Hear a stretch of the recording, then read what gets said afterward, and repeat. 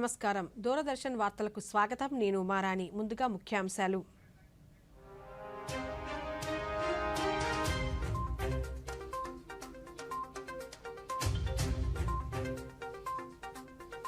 Private వార్తా సంస్థతో ప్రధానమంత్రి ముఖాముఖి. భారత స్వాతంత్ర 100 ఏళ్ల వేడుకలు అందరికీ స్ఫూర్తిగా నిలవాలన్న నరేంద్ర మోదీ. కేరళలో ప్రధానమంత్రి ఎన్నికల ప్రచారం. మేనిఫెస్టోలో ఇచ్చిన ప్రతి హామీని నెరవేరుస్తామన్న నరేంద్ర మోదీ. గుడివాడలో ముఖ్యమంత్రి మేమంతా సిద్ధం బహిరంగ సభ. 2,70,000 కోట్ల లబ్ధిని ప్రజలకు నేరుగా అందించామన్న వైఎస్ జగన్మోహన్ రెడ్డి. విజయనగరం జిల్లా రాజాంలో టీడీపీ అధినేత N Chandrababu Naidu Prajagalam road show. TDP అధికారంలోకి వస్తే ఉచిత ఇసుక అందిస్తామని హామీ. రాష్ట్రంలో కొనసాగుతున్న ఎండల తీవ్రత. ఈ రోజు 38 మండలాల్లో తీవ్ర వడగాల్పులు, 75 మండలాల్లో వడగాల్పుల నమోదు. ఇక వివరాలు. 2047 స్ఫూర్తిదాయక సంవత్సరం కావాలని ప్రధానమంత్రి నరేంద్ర మోదీ ఒక ప్రైవేటు వార్తా సంస్థతో జరిగిన ముఖాముఖిలో తెలియజేశారు. 2024 దేశంలో ఎన్నికల వేడుక జరుపుకుంటున్నామని తెలిపారు. 1 నేషన్ 1 ఎలక్షన్ కి కట్టుబడి ఉన్నామని తెలిపారు. 2047కి భారత్కి స్వాతంత్రానికి 100 ఏళ్లు నిండిన సందర్భంలో భారత దృష్టి ఒక కొత్త సంకల్పం వైపు నడవాలని, యువతలో ఉత్సాహం పెరగాలని పేర్కొన్నారు. 2047 అనేది దేశంలో ఒక ప్రేరణ కావాలని పేర్కొన్నారు. రామ మందిర నిర్మాణం ప్రభుత్వ సంపదతో జరిగింది కాదని, అది కేవలం ప్రజల కళ, ప్రజల కష్టం, ప్రజల సంకల్పంతో నిర్మితమైందని ప్రధానమంత్రి తెలియజేశారు. दोनों को मिक्सअप नहीं करना चाहिए, दो अलग चीजें हैं। जब देश आज़ादी के 75 साल अमृत महोत्सव मना रहा था, उसी समय मैंने ये विषय सबके सामने रखना शुरू किया था, आज से 1-2 साल पहले। और मैं ये कहता था कि 2047 देश की आज़ादी के 100 साल होंगे। स्वाभाविक रूप से ऐसे जो माइलस्टोन होते हैं वो एक प्रकार से नया उत्साह भरते हैं, नए संकल्प के लिए व्यक्ति को तैयार करते हैं। तो मेरे मन में 2047 ये भारत की आज़ादी के 100 साल और देश में एक प्रेरणा जगनी चाहिए। और आज़ादी के 100 साल अपने आप एक बहुत इंस्पिरेशन है, किसी व्यक्ति की जरूरत नहीं है। तो एक पार्ट तो वो है। दूसरा है 2024। 2024 ये चुनाव का हमारा जो क्रम है 5 साल का, उसके हिसाब से वो आया हुआ क्रम है। और मैं मानता हूं कि चुनाव ऑल टुगेदर डिफरेंट थिंग है। एक तरफ इस चुनाव में आप देखते हैं, लोकतंत्र में चुनाव को हमने लाइट नहीं लेना चाहिए। ये एक बहुत बड़ा महापर्व है और इसलिए मेरा तो मत है कि उत्सव के रूप में मनाना चाहिए। उससे जैसे स्पोर्ट्स, उसका जब फेस्टिवल होता है, स्पोर्ट्स के इवेंट होते हैं, वो स्पोर्ट्समैन स्पिरिट को पैदा करते हैं, प्रतिस्पर्धा भी। जब खेल का मैदान होता है तो देखने वाले, खेलने वाले, स्पोर्ट्समैन स्पिरिट का एक एनवायरनमेंट क्रिएट होता है जो हमारे संस्कार बन जाते हैं। चुनाव का ये माहौल अगर हम उत्सव में पलट दें, लोकोत्सव बना दें, तो हमारी रगों में डेमोक्रेसी, आने वाली पीढ़ियों के रगों में वो संस्कार बन जाती है। और लोकतंत्र के लिए बहुत आवश्यक है कि लोकतंत्र ये सिर्फ संविधान की सीमाओं में नहीं बंधना चाहिए, हमारी रगों में होना चाहिए। రాబోయే ఎన్నికల లక్ష్యం వికసిత్ భారత్, వికసిత్ తమిళనాడు అని ప్రధానమంత్రి నరేంద్ర మోదీ పేర్కొన్నారు. సార్వత్రిక ఎన్నికల ప్రచారంలో భాగంగా తమిళనాడులోని తిరునల్వేలిలో ప్రసంగిస్తూ బీజేపీ విడుదల చేసిన మేనిఫెస్టో అంటేనే మోదీ గ్యారంటీ కార్డుగా అనుకోవాలని స్పష్టం చేశారు. 70 సంవత్సరాలు దాటిన వృద్ధులకు ఉచిత వైద్య సదుపాయాన్ని అందించేలా, కిసాన్ సమృద్ధి కేంద్రాలు పెంచేలా మేనిఫెస్టో రూపొందించినట్టు తెలిపారు. భారత్ స్వాతంత్ర ఉద్యమకారులు చిదంబరం పిల్లై బీజేపీకి ప్రేరణగా నిలిచినట్లు చెప్పారు.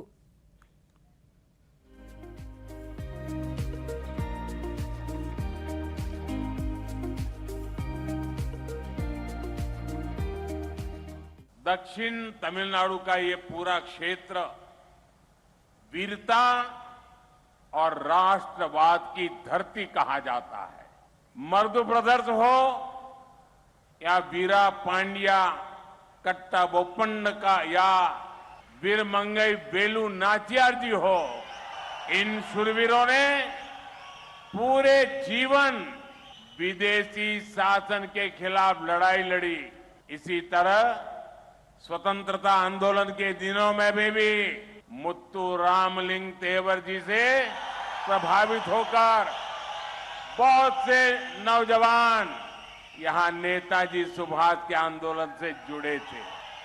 देश के लिए लड़ने वाले इन लोगों का सपना क्या था? वो चाहते थे कि भारत एक ऐसा सशक्त और समृद्ध देश बने जिसका सम्मान पूरे विश्व में हो। आज जब हम भारत के दुश्मनों को उनकी ही भाषा में जवाब देते हैं तो हम इन्हीं महापुरुषों का सपना पूरा होता है। आज हर वो व्यक्ति जो देश से प्रेम करता है उसकी पहली पसंद बीजेपी है। साथियों, రానున్న 5 ఏళ్లలో అభివృద్ధి, నాగరికత, ఔన్నత్యం లక్ష్యంగా భారతీయ జనతా పార్టీ లక్ష్యాన్ని నిర్దేశించిందని ప్రధానమంత్రి నరేంద్ర మోదీ స్పష్టం చేశారు. ఈ రోజు కేరళలో ఎన్నికల ప్రచార కార్యక్రమంలో భాగంగా త్రిశూర్లో పార్టీ శ్రేణులతో కలిసి ర్యాలీలో పాల్గొన్నారు. అనంతరం జరిగిన బహిరంగ సభలో మాట్లాడుతూ దేశ ప్రజల సంక్షేమం నిరాటంకంగా సాగాలనే లక్ష్యంతో బీజేపీ మేనిఫెస్టోను రూపొందించిందని పేర్కొన్నారు. ప్రజల వికాసానికి తమ సంకల్ప పత్రం అద్దం పడుతోందన్నారు. తమ మేనిఫెస్టో మోదీ గ్యారంటీకి ప్రతీక అని అభివర్ణించారు. కేరళ ముఖద్వారమైన పాలక్కాడ్ అందాలు పర్యాటకులను మంత్రముగ్ధులను చేసేలా ఉంటాయన్నారు. భిన్నత్వంలో ఏకత్వానికి ప్రతీకైన కేరళ రాష్ట్రాన్ని రానున్న 5 ఏళ్లలో ప్రపంచ స్థాయిలో నిలబెడతామని ప్రధానమంత్రి నరేంద్ర మోదీ స్పష్టం చేశారు. జాతీయ రహదారులు, హైస్పీడ్ వందే భారత్ నెట్వర్క్ను విస్తరింపజేసేలా కృషి చేస్తామని ప్రధానమంత్రి హామీ ఇచ్చారు.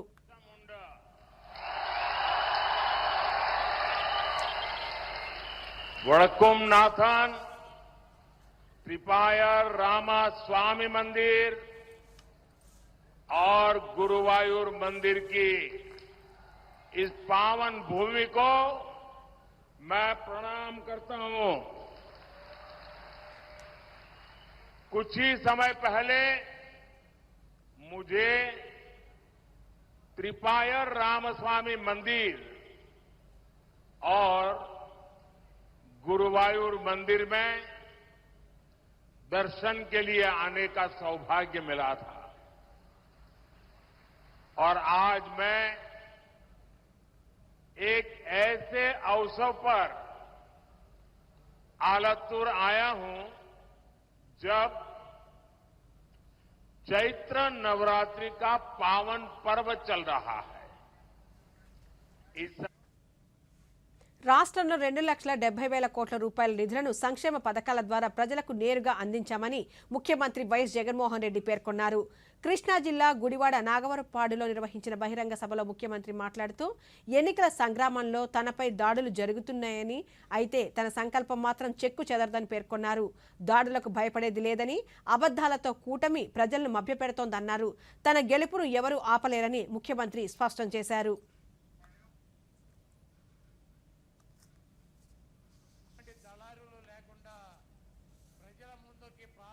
ఒక్క మీ జగన్ మీద ఎంతమంది దాడి చేస్తా ఉన్నారు అనంటే నిజంగా ఆశ్చర్యం అనిపిస్తుంది. ఒక్క మీ జగన్ మీద ఓ చంద్రబాబు, ఓ ఈనాడు, ఓ ఆంధ్రజ్యోతి, ఓ టీవీ5, ఓ దత్తపుత్రుడు, ఓ బీజేపీ, ఓ కాంగ్రెస్, ఇవన్నీ సరిపోవంటూ ఇన్ని కుట్రలు, ఇన్ని అబద్ధాలు, ఇన్ని మోసాలు, కుటిల పద్మవ్యూహంలో వీరంతా కూడా ఒక్కటై బాణాలు సంధిస్తున్నది ఒక్క మీ జగన్ మీద. మీకు మంచి చేసిన మీ బిడ్డ మీద, మీకు ఆ మంచికి మధ్య మీ సేవకుడిగా ఉన్న ఒక్క మీ బిడ్డ మీద ఇంతమంది దాడి చేస్తా ఉన్నారు. అయినా మీ బిడ్డ అదరుడు, అయినా మీ బిడ్డ బెదరుడు. కారణం ప్రజలనే శ్రీకృష్ణుడి అండ ఉన్న అర్జునుడు మీ బిడ్డ. చేసిన మంచి మీద ఆ దేవుడి మీద నమ్మకం ఉంది కాబట్టి అర్జునుడి మీద ఒక బాణం వేసినంత మాత్రాన కురుక్షేత్ర సమరంలో కురుక్షేత్ర యుద్ధాన్ని కౌరవులు గెలిచినట్టు కాదు. ఒక బాణం వేసినంత మాత్రాన, జగన్ మీద ఒక రాయి విసిరినంత మాత్రాన, జగన్ మీద ఒక రాయి విసిరినంత మాత్రాన జరగబోయే ఎన్నికల కురుక్షేత్రంలో ఆ దుష్ట చతుష్టయం ఓటమిని, ఆ పెత్తందారుల ఓటమిని, మన పేదల ప్రభుత్వం గెలుపును ఎవ్వరూ ఆపలేరు. వైఎస్ జగన్మోహన్ రెడ్డి ప్రభుత్వంలో అవినీతి పెరిగిపోయిందని తెలుగుదేశం పార్టీ అధినేత పూర్వ ముఖ్యమంత్రి నారా చంద్రబాబు నాయుడు పేర్కొన్నారు. విజయనగరం జిల్లా రాజాంలో జరిగిన ప్రజాగలం రోడ్ షోలో నిర్వహించిన కార్యక్రమంలో చంద్రబాబు నాయుడు మాట్లాడుతూ కూటమి అధికారంలోకి వచ్చిన తర్వాత ఎవరిని వదిలిపెట్టబోమని హెచ్చరించారు. టీడీపీ అధికారంలోకి వస్తే ఉచిత ఇసుక ఇచ్చి ఆదుకుంటామని హామీ ఇచ్చారు. కుంభకోణాలు చేసేవారిని ఉక్కుపాదంతో అణిచివేస్తామని చంద్రబాబు నాయుడు హెచ్చరించారు. ఉత్తరాంధ్ర సుజల స్రవంతిని వదిలివేశారని, జగన్ అంతా రివర్స్ పాలనే అని విమర్శించారు. అదే సమయంలో మన పిల్లలకు బాగా చదివించి ఉద్యోగాలు కావాలి. అవునా కాదా అని అడుగుతున్నా. ఉద్యోగాలు రావాలంటే రోడ్లు వేయాలి, కరెంట్ ఉండాలి, మౌలిక సదుపాయాలు ఉండాలి. నేను అడుగుతున్నా, ఈ ఉత్తరాంధ్రలో ఇదే పాలకొండ రోడ్డు ఎంతమంది చనిపోయారు తమ్ముళ్ళు? ఈ రోడ్లో ఎంతమందికి నడుములు ఇరిగిపోయినాయి, కాళ్ళు ఇరిగిపోయినాయి?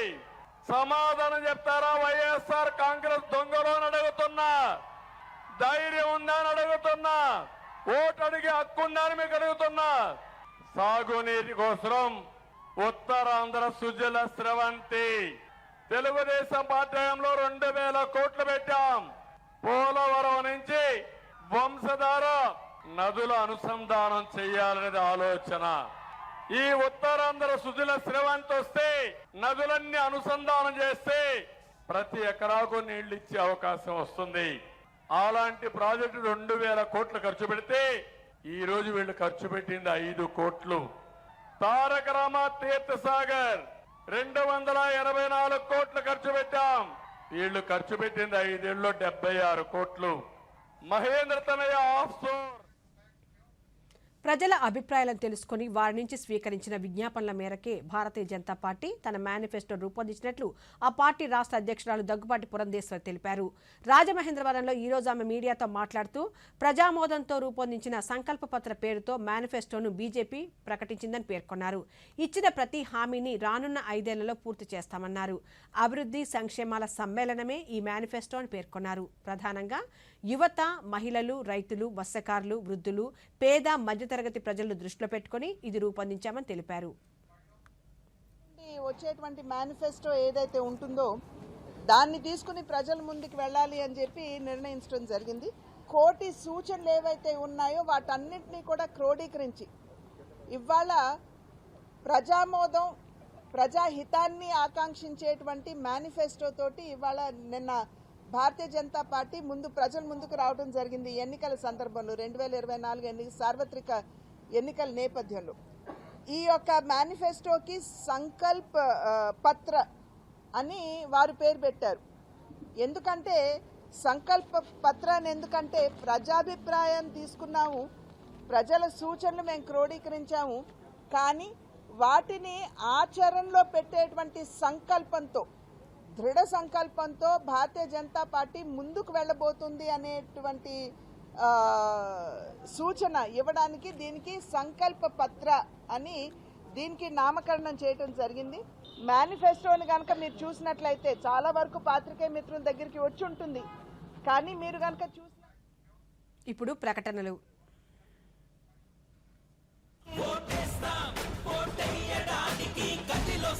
సాధారణ ఎన్నికలు లోక్సభ మరియు ఆంధ్రప్రదేశ్ శాసనసభ 2024 పోలింగ్ తేదీ మే 13, 2024. ఓటు వేయడానికి సిద్ధంగా ఉండండి.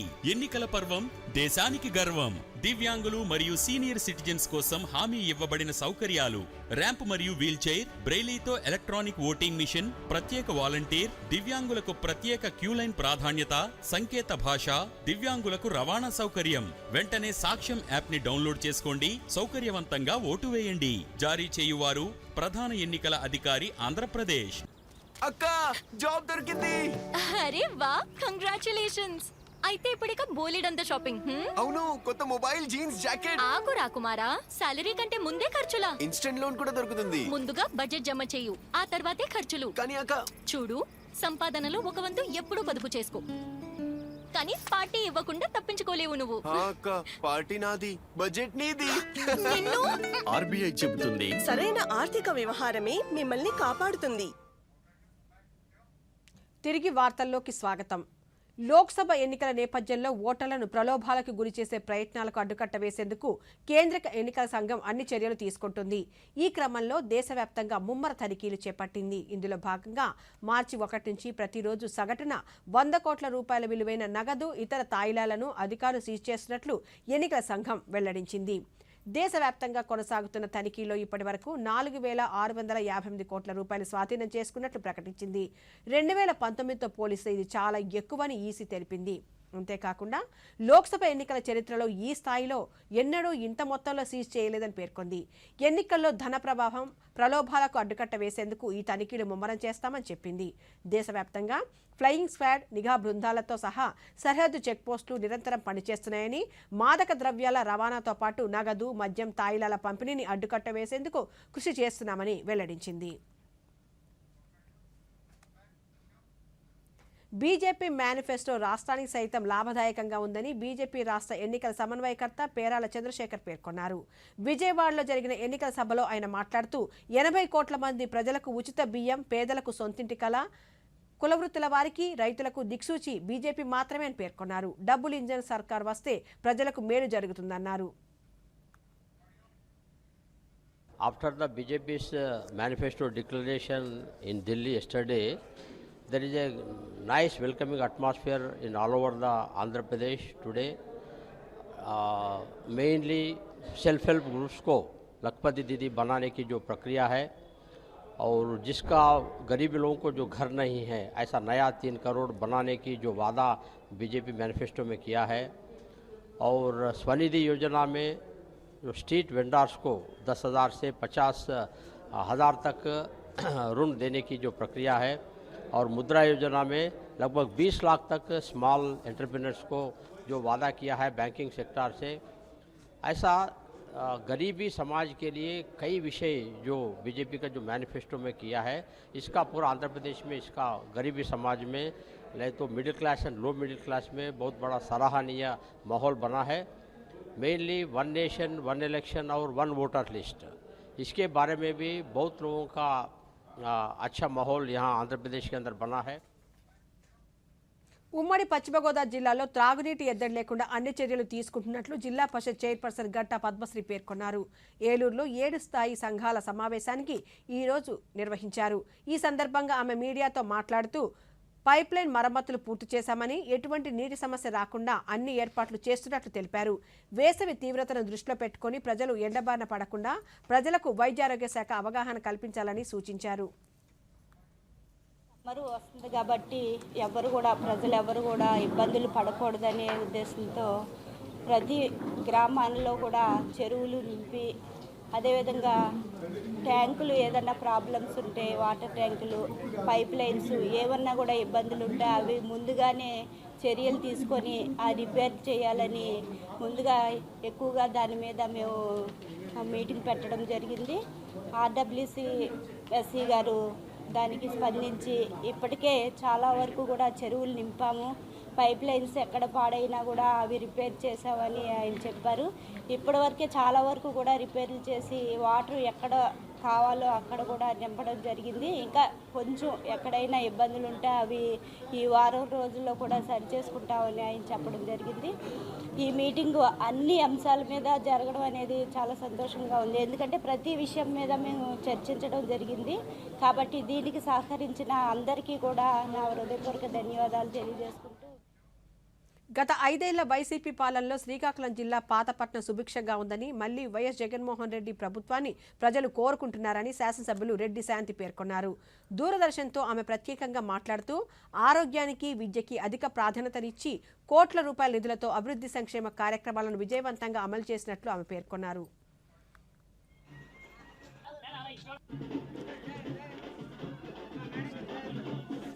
ఈ 5 సంవత్సరాల్లో 58 నెలల్లో మరి గౌరవ ముఖ్యమంత్రి జగన్మోహన్ రెడ్డి గారి తాలూకా మంచి నీతివంతమైనటువంటి పరిపాలనలో ఎక్కడ కులమత వర్గ విభేదాలు లేకుండా, ఎక్కడ రాజకీయాలు చేయకుండా ప్రతి ఒక్కరికి కూడా అర్హత గల పథకాలు అందించడం, అంటే వాళ్ళని ఈ కష్టాల నుంచి, ఇబ్బందుల నుంచి పరిష్కరించే విధంగా వాళ్ళకి స్వయం శక్తిని అందించడం, పిల్లలు చదువులు అయితేనేమి, మరి ఇల్లు లేని వాళ్ళకి ఇల్లు అయితే ఇవ్వడం అయితేనేమి, రైతు భరోసా గిరిజనులకు ఇస్తూ ఈ విధంగా ఈ 58 నెలల పరిపాలనలో భగవంతుని దయతో, జగనన్న గారి మంచి పరిపాలనతో ప్రతి ఒక్కరు కూడా సంతోషంగా, ఆనందంగా, హాయిగా ఉన్నాం. ఒక్కసారిగా ఇక్కడ స్వయం శక్తి పెరిగి మహిళలు చాలా ఆర్థిక ధైర్యంతో ఉన్నారు. పెద్దవాళ్ళు, అవ్వ తాతలు కానీ, అమ్మ నాన్నలు కానీ, వాళ్ళందరికీ కూడా ఈరోజు చక్కనైనటువంటి ఈ పెన్షన్ ద్వారా చాలా చాలా ఆరోగ్యంగా, ఆనందంగా ఉన్నారు. ఏ ఊరు వెళ్ళినా ముందుగా అక్క చెల్లెలే వచ్చి ఆ దేవుడిచ్చిన అన్నదమ్ముడు జగనన్న మాకేంటి ఆర్థిక భరోసా కానీ, ఆ చేయూత కానీ, ఆసరా కానీ, పిల్లలకి చదివిస్తే అమ్మఒడి అని ప్రతిదీ కూడా మాలో ఒక ధైర్యాన్ని నింపారు. ఈ నెల 17వ తేదీ శ్రీరామ నవమిని పురస్కరించుకొని శ్రీరాముని పట్టాభిషేకం, కళ్యాణం నిర్వహిస్తున్నట్లు కృష్ణా జిల్లా మచిలీపట్నంలో బచ్చుపేట రామాలయంలో శ్రీరామ శోభాయాత్ర జిల్లా convener Krishna Pandit, division co convener Sammeta Suresh తెలిపారు. శ్రీరాముని గొప్పతనాన్ని చాటి చెప్పాలనే ఉద్దేశంతో అదే రోజు సాయంత్రం 3:30 హిందూ కాలేజ్ గ్రౌండ్స్ నుండి 5,000 మందితో శ్రీరామ శోభాయాత్ర పేరుతో బైక్ ర్యాలీ నిర్వహిస్తున్నట్లు తెలిపారు. యావత్ భారతావని 500 ఏళ్లుగా కలగన్న కళ సాకారం అవటము, భక్తులందరూ భాగోద్యోగానికి గురయ్యి ఆధ్యాత్మిక చైతన్యము భారతదేశంలో పెరగటము మనం గమనించాము. ఇదే అదనుగా ఇలాంటి మంచి వాతావరణంలో ఎప్పుడు మన మచిలీపట్నంలో శ్రీరామనవమికి చేసే శోభాయాత్ర బైక్ ర్యాలీని ఈసారి దిగ్విజయంగా అత్యధిక సంఖ్యతో అత్యంత శోభాయమానంగా చేయ సంకల్పం చేసినాము. కావున భగవద్భక్తులందరూ ఈ కార్యక్రమాల్లో భాగస్వాములయ్యి మిగతా భక్తులందరినీ కూడా చైతన్యపరిచి ఈ కార్యక్రమము 17వ తారీఖు. రాష్ట్ర పోలీసు యంత్రాంగం మీద తనకు నమ్మకం లేదని టీడీపీ సీనియర్ నేత, పూర్వ మంత్రి దేవినేని ఉమామహేశ్వరరావు పేర్కొన్నారు. రాష్ట్ర ముఖ్యమంత్రి వైఎస్ జగన్మోహన్ రెడ్డిపై జరిగిన రాయి దాడి కేసుపై సీబీఐ విచారణ జరిపితేనే నిజాలు బయటికి వస్తాయని తెలిపారు. గతంలో టీడీపీ అధినేత ఇంకా ఇతర పార్టీ సభ్యుల మీద అనేక సందర్భాలలో రాళ్ల దాడి జరిగినప్పుడు అది హత్యాయత్నం కింద నమోదు కాలేదని గుర్తు చేశారు.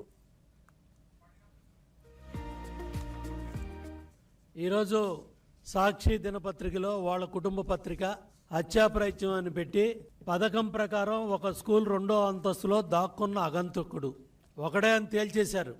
5 సంవత్సరాల క్రితం ఎన్నికలకు 6 నెలల ముందు కోడికత్తి డ్రామా విశాఖపట్నం ఎయిర్పోర్ట్లో ఇక్కడంతా బాగుందని చెయ్యూపి ఈ రాష్ట్రంలో పోలీసుల మీద నమ్మకం లేదు, ఆయన హైదరాబాద్ పోయి ఒక ప్రైవేట్ హాస్పిటల్లో కుట్లేంచుకున్నాడు. ఆ కుట్లేసిన ఆయన రాష్ట్ర మెడికల్ కార్పొరేషన్కి చైర్మన్ అయ్యి 1000 కోట్లు ప్రజల సొమ్ము ఖర్చు పెట్టే. మే 13న జరిగే సార్వత్రిక ఎన్నికల పోలింగ్కు అన్ని ఏర్పాట్లు చేసినట్లు శ్రీ పొట్టి శ్రీరాములు నెల్లూరు జిల్లా కలెక్టర్ ఎం హరినారాయణ తెలిపారు. ఈ రోజు ఆయన మీడియాతో మాట్లాడుతూ ఎన్నికలలో ఓటర్లను ప్రభావితం చేసే అవకాశం లేకుండా అక్రమ మద్యం, నగదు రవాణాపై కూడా పటిష్టమైన నిఘా ఉంచామన్నారు.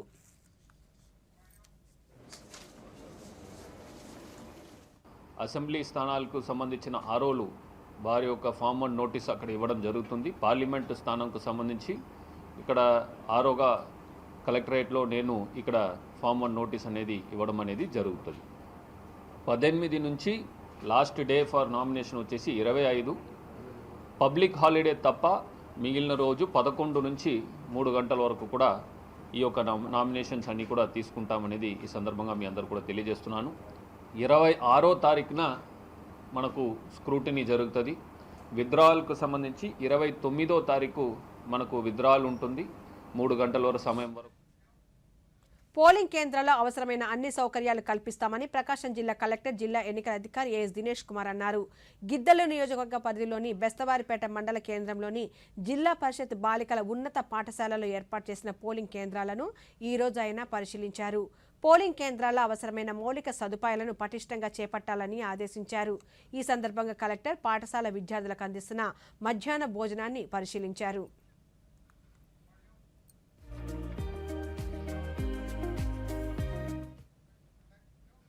ప్రజాస్వామ్యంలో మీడియాది కీలక పాత్ర అని, సమగ్ర సమాచారం అందించేలా మీడియా సెంటర్ ఏర్పాటు చేసినట్లు డాక్టర్ బిఆర్ అంబేద్కర్ కోనసీమ జిల్లా కలెక్టర్ హిమాంశు శుక్ల తెలిపారు.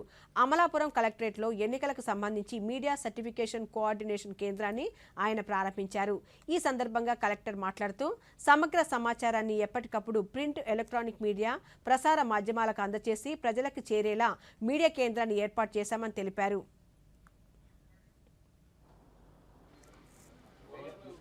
సర్టిఫికేషన్ కోసం మరియు మీడియా మానిటరింగ్ కోసం ఒక ప్రత్యేకమైన సెంటర్ ఏర్పాటు చేయడం జరిగింది. ఆల్రెడీ మన ఎలక్షన్స్ అనౌన్స్ చేసిన తర్వాత ఈ ఎంసీ రోల్ చాలా కీలకమైన ఉంది కాబట్టి ఈ సెంటర్ ద్వారానే ఒక సింగిల్ పాయింట్ ఆఫ్ కాంటాక్ట్ ఎవరైనా మీడియాలో సర్టిఫికేషన్ కావాలంటే అంటే అడ్వర్టైజ్మెంట్ చేయాలంటే ఒక పొలిటికల్ పార్టీ ఈ ఎంసీ నుంచి ఖచ్చితంగా ప్రయర్ అప్రూవల్ తీసుకోవాలి. దీనికోసం మన ఈ ఎంసీ కమిటీ ఫామ్ చేయడం జరిగింది. దీనికోసం ఒక ప్రత్యేకమైన చేంబర్ ఏర్పాటు చేయడం జరిగింది. సార్వత్రిక ఎన్నికల్లో భాగంగా ఈ నెల 18 నుండి 25వ తేదీ వరకు నామినేషన్ల స్వీకరణ జరుగుతుందని అనంతపురం జిల్లా ఎన్నికల అధికారి డాక్టర్ వినోద్ కుమార్ తెలిపారు. జిల్లా కలెక్టరేట్లో ఆయన మీడియాతో మాట్లాడుతూ ఉదయం 11 గంటల నుండి 3 గంటల వరకు నామినేషన్లు స్వీకరిస్తామని చెప్పారు. ప్రజలు సివిజిల్ యాప్ను ఉపయోగించి ఫిర్యాదులు చేయవచ్చని, సోషల్ మీడియాలో అసత్యాల ప్రచారం చేస్తే వారిపై చర్యలు తీసుకుంటామని హెచ్చరించారు. క్యాండిడేట్స్ మరియు political parties representatives or agents ఒక భాగస్వామ్యం చాలా ఉంది. అంటే మీరు నామినేషన్ అంటే ఒక 13 రకాల డాక్యుమెంట్స్ మీరు తీసుకురావాలి. అన్నీ పూర్తి స్థాయిలో ఉంటే మేము అక్సెప్ట్ చేస్తాం. ఎవరిని కూడా రిజెక్ట్ చేయాల్సిన పరిస్థితి రాకూడదు. అలా రాష్ట్ర వ్యాప్తంగా ఎండల తీవ్రత కొనసాగుతోంది. రాష్ట్ర వ్యాప్తంగా ఈరోజు 38 మండలాల్లో తీవ్ర వడగాల్పులు, 75 మండలాల్లో వడగాల్పులు వీచాయని రాష్ట్ర విపత్తుల నిర్వహణ సంస్థ మేనేజింగ్ డైరెక్టర్ రోనంకి కోర్మనాథ్ తెలిపారు. తీవ్ర వడగాల్పుల నేపథ్యంలో ప్రజలు అప్రమత్తంగా ఉండాలని, ఉదయం 11 గంటల నుంచి సాయంత్రం 4 గంటల వరకు వీలైనంత వరకు ఇంట్లోనే ఉండాలని, వృద్ధులు, గర్భిణీలు, బాలింతలు తగిన జాగ్రత్తలు తీసుకొని అప్రమత్తంగా ఉండాలని కోర్మనాథ్ సూచించారు. సుప్రీంకోర్టు, వివిధ హైకోర్టులకు చెందిన 21 మంది విశ్రాంత న్యాయమూర్తులు సుప్రీంకోర్టు ప్రధాన న్యాయమూర్తి డివై చంద్రచూడ్కు ఒక లేఖ రాశారు. న్యాయ వ్యవస్థను కాపాడుకోవాల్సిన పరిస్థితులు తలెత్తాయని అభిప్రాయపడ్డారు. కొన్ని వర్గాలు అసత్య సమాచారం అందిస్తూ న్యాయ వ్యవస్థను బహిరంగంగా అవమానిస్తున్నారని, అనగదొక్కేందుకు ప్రయత్నిస్తున్నారని లేఖలో పేర్కొన్నారు. కొందరు వారి వ్యక్తిగత రాజకీయ ప్రయోజనాల కోసం విపరీత చర్యలకు పాల్పడుతున్నారని, దానివల్ల ప్రజలు న్యాయ వ్యవస్థపై నమ్మకం కోల్పోయే ప్రమాదం ఉందని హెచ్చరించారు. ఆదివాసుల అభివృద్ధికి ప్రధానమంత్రి నరేంద్ర మోదీ ఎంతో కృషి చేస్తున్నారని కేంద్ర హోంశాఖ మంత్రి అమిత్ షా పేర్కొన్నారు. సార్వత్రిక ఎన్నికల ప్రచారంలో భాగంగా త్రిపురలో జరిగిన జనసభలో అమిత్ షా మాట్లాడుతూ ఆదివాసుల ఉన్నతికి, వారి జీవన శైలిని మెరుగుపరచడానికి అవసరమైన పలు అభివృద్ధి కార్యక్రమాలను చేపట్టిన ఘనత నరేంద్ర మోదీకే దక్కుతుందని పేర్కొన్నారు. కాంగ్రెస్ ప్రభుత్వంలో ఆదివాసుల ఉన్నతికి ఎలాంటి చర్యలు చేపట్టలేదని తెలిపారు. కేంద్ర ప్రభుత్వం దేశంలో ఒకే నాయకుడు ఉండాలని కోరుకుంటుందని కాంగ్రెస్ నేత రాహుల్ గాంధీ ఆరోపించారు. వాయనాడ్లో ఈ రోజు నిర్వహించిన ప్రచార కార్యక్రమంలో రాహుల్ గాంధీ మాట్లాడుతూ ఆర్ఎస్ఎస్ భావజాలానికి వ్యతిరేకంగా పోరాడుతున్నామన్నారు. ఇలాంటి ఆలోచన దేశ ప్రజలకు అవమానించడమే అవుతుందని పేర్కొన్నారు. భారతదేశంలో ఎక్కువ మంది యువత నాయకులుగా ఎదగకపోవడానికి భారతీయ జనతా పార్టీ ఆలోచన విధానమే కారణమని పేర్కొన్నారు. కానీ కాంగ్రెస్ అందుకు వ్యతిరేకంగా దేశ ప్రజల సంస్కృతి, సంప్రదాయాలను, విశ్వాసాలను, సలహాలను గౌరవిస్తుందని తెలిపారు.